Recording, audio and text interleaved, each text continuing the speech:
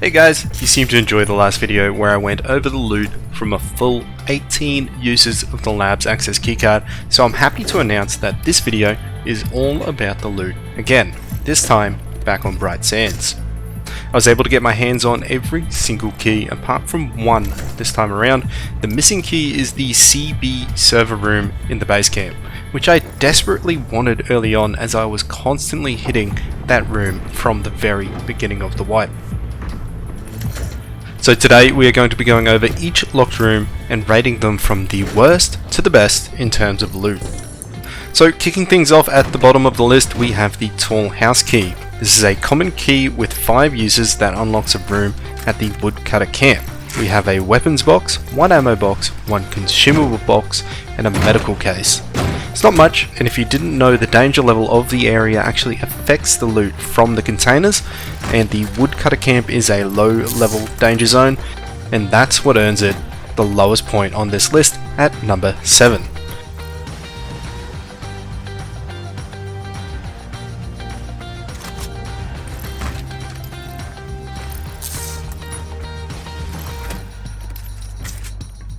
Coming in at number 6, we have the Vaccine Labs Observation Room.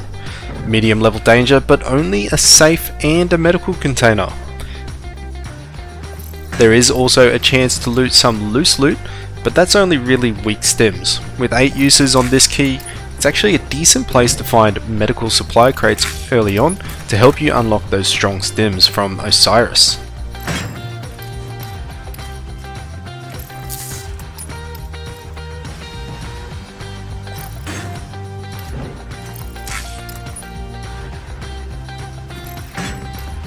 The comms tower location is a high danger level, so you'd think that the locked room loot there would be good, right? Well, not really. The server access key has a total of 8 uses, unlocking a room with 4 civilian lockers, a safe, and the possibility of a random data drive to spawn. These civilian lockers do have a rather good chance at spawning nutrition bars, however, and that should definitely be considered if that is an item that you require. But that is locking it in at number 5.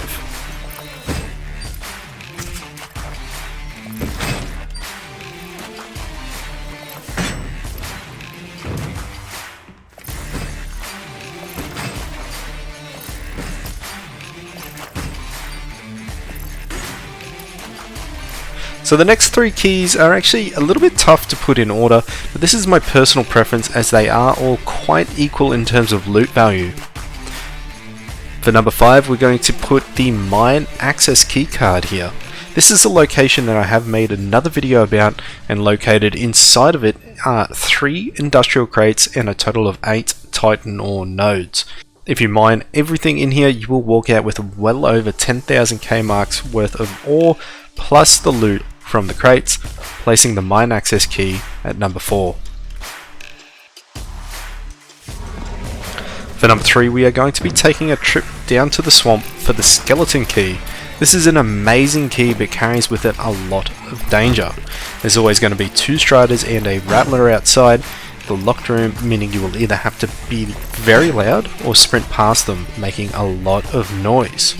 And if you're familiar with the swamp, you know that noise means death.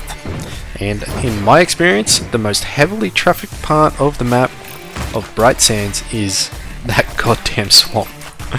It is, however, worth it, as behind the door we have a weapons box, 2 consumable boxes, 2 safes, and a jacket for some very solid loot every time at number 3.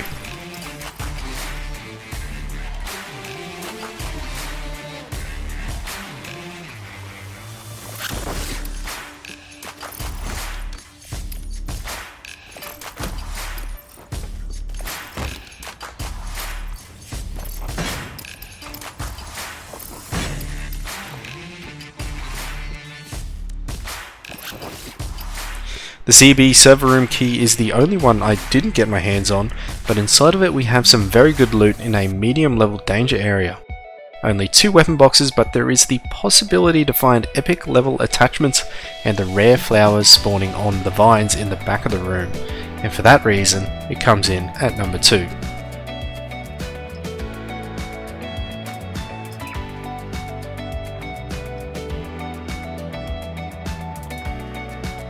Now the best room on Bright Sands is no real surprise, it's the Armory Key. It's located in the jungle camp in the northwest of the map, so it's pretty hard to get to, but if you wanted to check out how to loot the jungle, I did a full video guide on how to do so with some tips and tricks on screen in the top right corner now.